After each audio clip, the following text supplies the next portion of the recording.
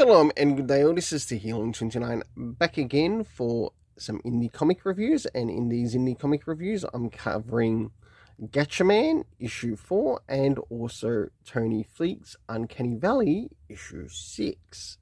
I'll now get things ready and organised for the first one that I'll be reviewing. So, moving on to first things first, does this cover in any way, shape or form connect to something that is happening inside of the story? Sure enough it does, to which we do have the Scientific Ninja team doing their parts in saving their world that they're in. And also doing their part to help protect people who need to be protected and taking on villains that they need to take on. And of course, we have the craziness of Galacta and his minions. Oh, I forgot something. And the cover rating, a 7.5 out of 10. Now it's time to move into the area of the internal art, which we have a look around the beginning, middle, and of course the end, and also what's happening story-wise with the characters. So as the story begins, we catch up with the character of Jun, I think it is, if I remember, and who's basically the swan-like character in this story, who works for the Scientific Ninja team, taking on some of the villains, whilst the rest of the Scientific Ninja team are taking on a big bad in the city. So as the story continues, as we move towards the middle of the story, we catch up with more of what's happening with the Scientific Ninja team and also some of Galactor's minions as they're taking on the heroes. We learn that there is like a beta team that is somewhat created to try to take over the role of the Scientific Ninja team, whether they are the villains or the heroes or choose to somehow remain neutral. It's not completely clear as of yet. And last but not least, we catch up with the rest of the members, Ken, Ryu, and the other characters that make up the Scientific Ninja team, as they are taking on the monster that has been attacking the city, and we get to see Galactor, or one of Galactor's minions, taking command to try to remove the Scientific Ninja team from this particular location.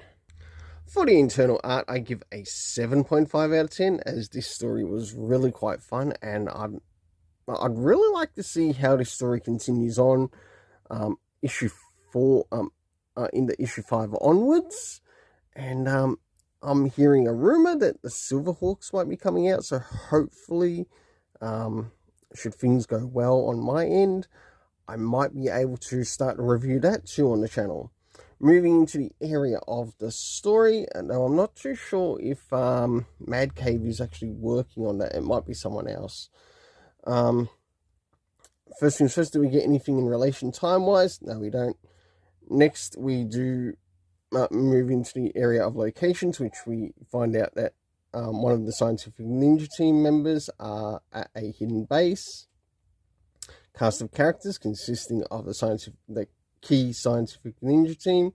We have Galactor and also the beta team that make an appearance. For the overall story writing in this, I give a 7.5 out of 10. I am really enjoying this series, and I think you might too. So here we go, moving into issue 6 of Uncanny Valley.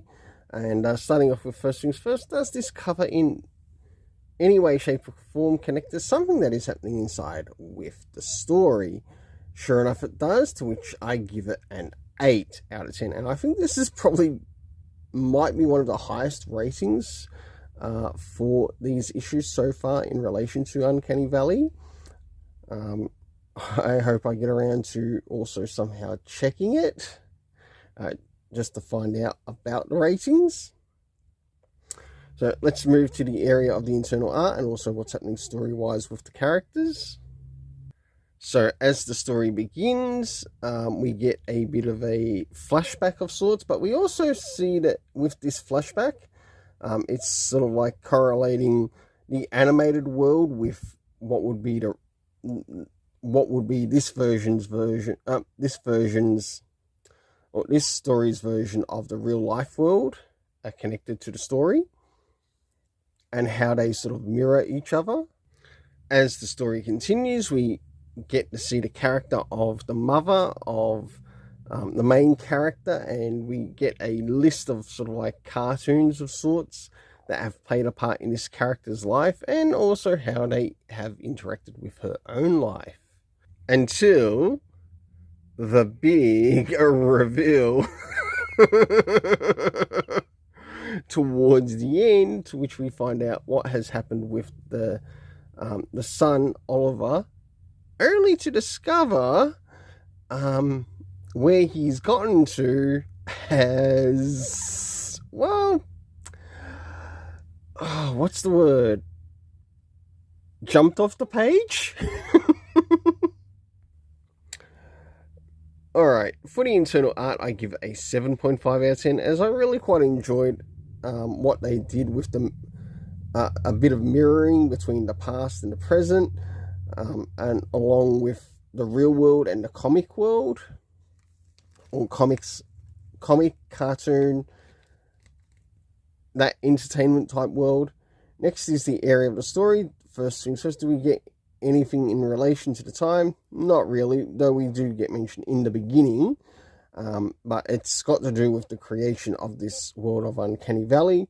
Next is the location. We don't get any exact location at all. Cast of characters. Well, with one cast of characters that I managed to make out, it was the character of Steamboat Willie, and it was actually quite nice seeing the character of Steamboat Willie shown in this and used in this format with this story. And of course, the main character, like the earlier series, earlier issues, to which I give this an 8 out of 10. Until then, let's keep it colourful and have yourself an awesome day.